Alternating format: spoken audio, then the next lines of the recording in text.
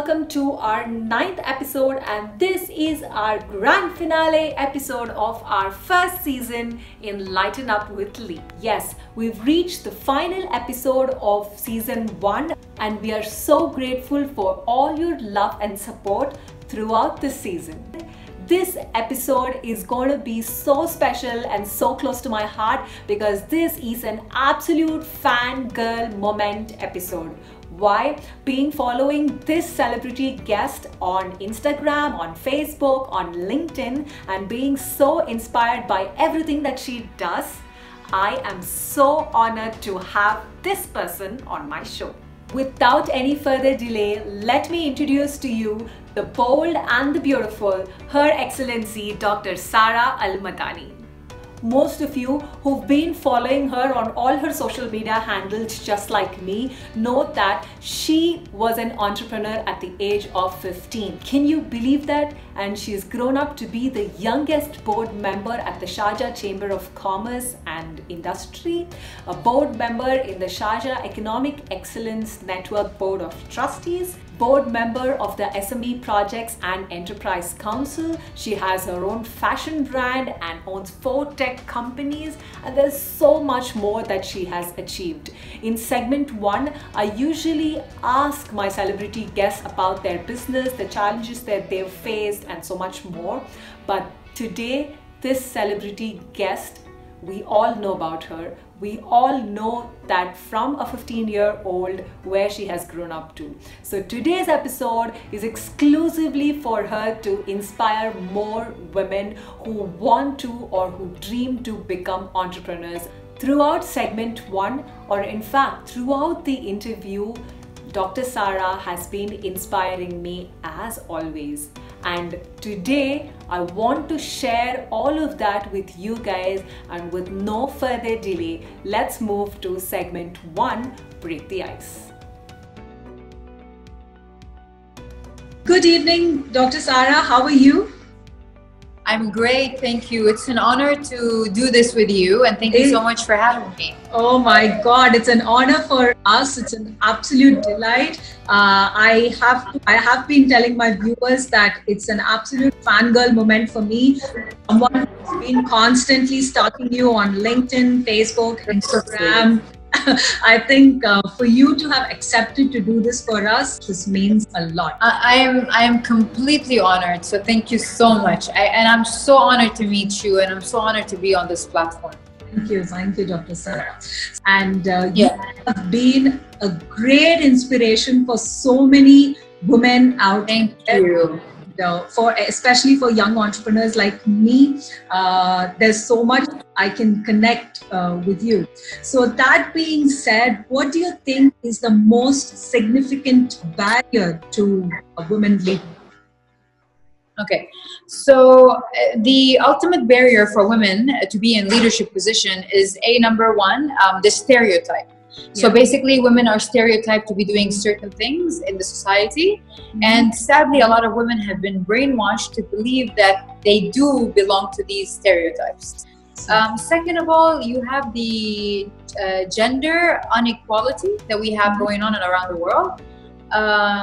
We are thriving to reach a gender equality because, to me, we are all equal. We are all genderless. So that also stops a woman from trying to achieve and to be in a leadership position. And then you also have, when a woman reaches somewhere, she has to keep that momentum going, and she has to prove to everyone that she's constantly being successful. Otherwise, she'll be let go, or she'll be looked down on. So there's so much pressure for a woman. But as long as you see these things as not a barrier, not an issue mentally, it'll become like a bump in the road. You just go across and continue moving. But if mentally you believe in those things being a barrier, you will never go across them. You will never take down that wall because you built it mentally. So there's so many things, but what resonates in you will make it harder for you to move on. So to me, I don't see gender as a barrier. I don't see anything as a barrier. So to me, these things are obstacles that I overcome and I just continue achieving, basically. So talking about that, we all know that you are the youngest board member in the Sharjah Chamber of Commerce. right? So Yeah. when they had announced that you are going to be a board member of the Sharjah Chamber of Commerce, what did you feel? How did you feel?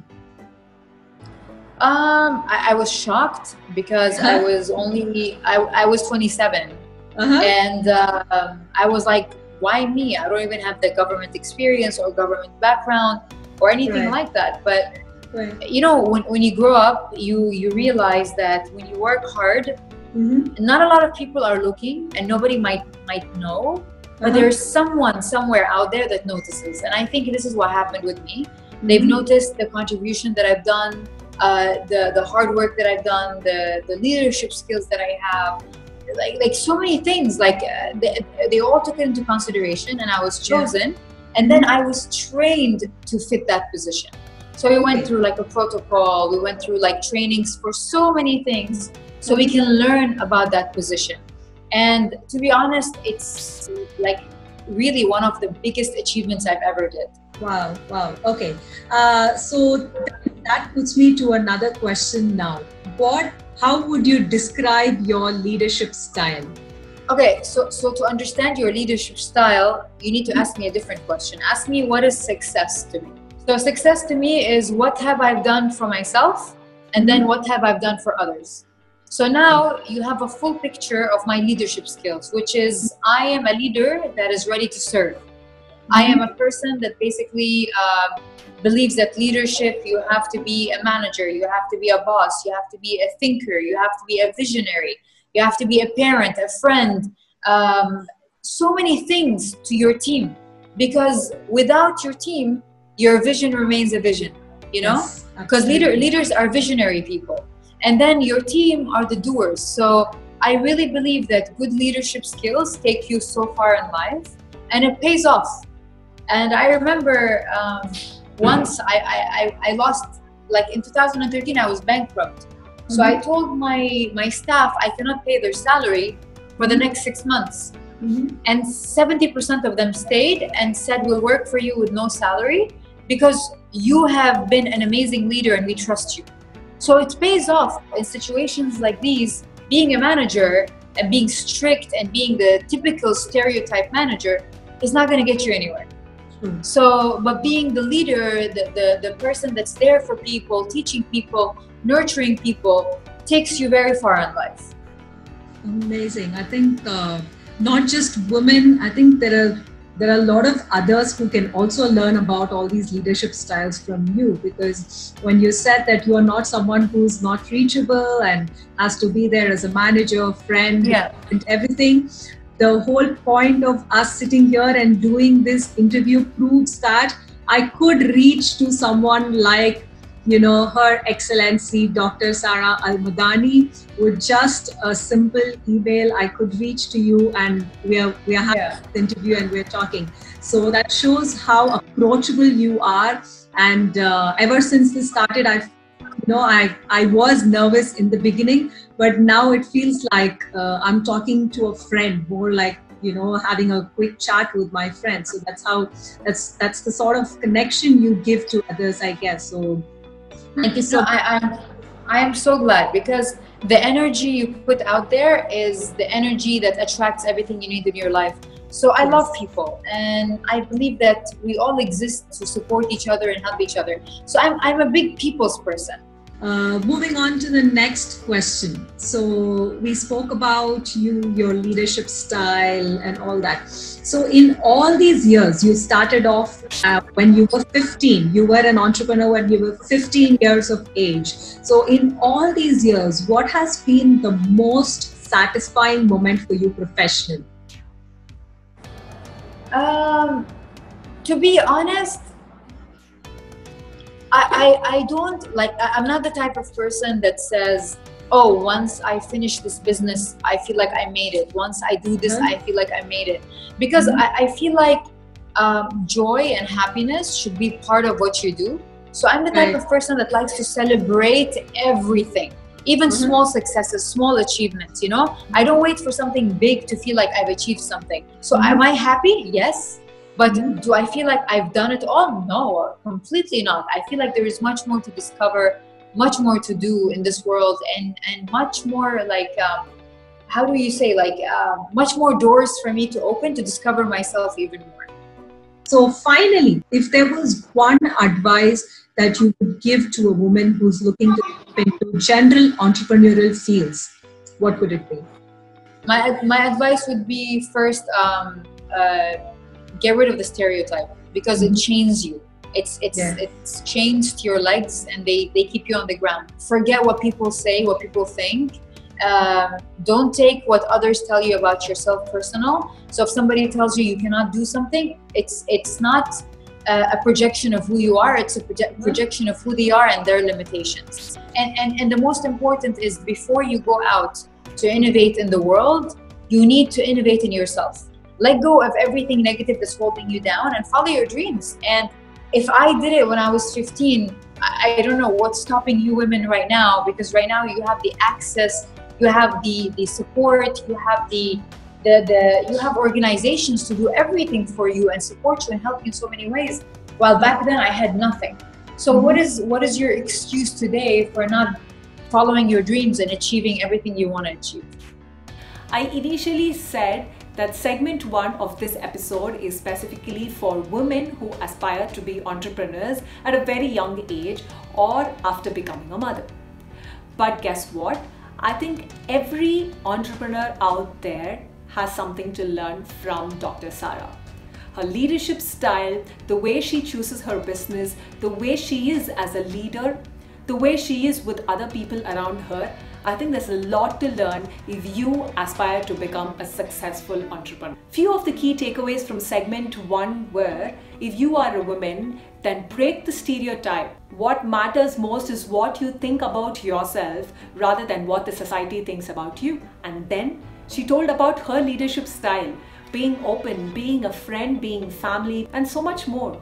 Well, that's how I felt when I was talking to Dr. Sara. It didn't feel like I was talking to Her Highness Dr. Sara Al Madani, but it was more like my dear friend Sara. I will just go on talking about Dr. Sara because, like I told you, I have been following her for years together and she has been my greatest inspiration. And today, for me to be interviewing her and to actually listen to those words coming out of her mouth in reality is, I don't know, it's too overwhelming for me, and I guess you guys are enjoying this episode. Now it's time for segment 2, which is down the memory lane. Are we ready? Yeah, let's do it. Okay, segment 2 is just a few memories that I want to share in form of photos that I have picked up, and I want you to tell me what this means to you. Okay. So here is your first photo. Oh my God.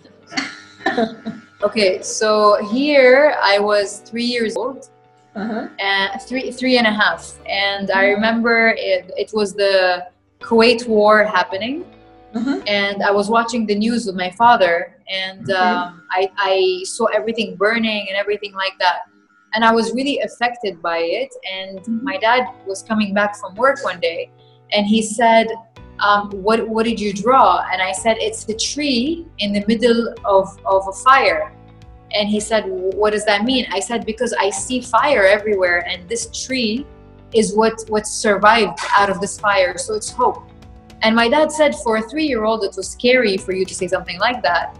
But then they knew how damaging the news was to a child. So my dad didn't allow anyone to watch the news after that. Wow. So that's the memory from this. Wow. So, I mean, yeah, that is so intense for a 3-year-old to even draw a picture that makes sense is something, really big. And I'm dyslexic. So dyslexic people are very artistic. And so painting and drawing and all these things, they come natural. Amazing. So how was this kid when she decided to start a business when she was 15 years old? What was the mindset of this kid? I have no idea. I really have no idea what I was thinking. But I know that I just wanted financial independence. That's it. Wow, when you were 15, you wanted financial independence. Because every time I would ask my parents for something, my dad would tell me, you have to work hard so you can earn it. You have to work hard so you can earn it. And then I was like, why can't I work hard and earn it myself without having to ask for permission for it? So I just wanted financial independence. Like that, I have no idea what was going through my mind. I don't even remember, but that's the only thing I can pick up. I found a guy who wanted to get rid of his store, and he was selling the store with the equipment, with the staff, and it was a fashion store. And then I was like, you know what? I want to change the way Emirati women wears their traditional clothes, and I wanted to inspire them and empower them through their clothes so they can look stronger. And that's all I had in mind. And I went and I just tried to make that money that he needed so I could take the company from him. And it was 25,000 dirhams. And in 6 months, after selling electronics and doing all these things, I had the amount, and that's how I started everything. Wow. So at 15, managed to gather 25,000 dirhams to buy a company. A bike. It was crazy, and I did so much behind my parents' back. So with that, I have the next photo. I'm sure this is very, very, very special. That's my child, my baby. So tell us more about your son. My son is 4 and almost 5 years old, but he thinks he's 14. Okay. But I think that runs in the genes, right? I know, I guess, So they make you better people. Children make you better people. And my son inspired me. When I had him, I had 1 company. After having him, I had 6. So he inspired me to do more. Your child is your biggest motivation to do what it takes to build an empire for them and to prove to them that you're worthy and you've worked hard. So if you have any beautiful childhood memories that you want to share with us, you can do so. We are all ears. My parents told me that ever since I was starting from the age of 4 onwards, I was always massaging people for money. So he was like, we saw that entrepreneur in you when you were a kid. And he's like, sometimes you would go and buy candy, then resell it to your cousins because their families don't allow them to go to the supermarket. So my dad was like, you always had it in you at a very young age. So wow. That's amazing. It's crazy. Thank you so much for sharing that with us. Because I think, wasn't that such a cute and an inspiring segment too of Down the Memory Lane? Well, even if you are an earning member, it is definitely difficult for us to gather 25,000 dirhams. And imagine a 15-year-old, how much of a struggle would it have been for her to gather the 25,000 dirhams to buy that shop? And she did not let go of it so easily. She wanted to prove to her dad that she could work hard and earn her money. And today, we see that ambitious little 15-year-old who the world is talking about as Dr. Sara Al Madani. We all know that Dr. Sara Al Madani is bold, beautiful, and so courageous, and our rapid fire round can do nothing to her. Nevertheless, let's move to segment 3 to see how she answered our questions. So now with that, are we ready for our segment 3, which is the rapid fire round? Yes. Question 1. Who is the person who you have always looked up to? My dad. Okay. Question 2. Where can we find you on a Friday morning 10 a.m.? On the pool, getting suntanned. Wow. Okay. Question 3. Describe yourself as a teenager in 3 words. Rebel, kind, confused. Okay. Favorite subject in school? Biology.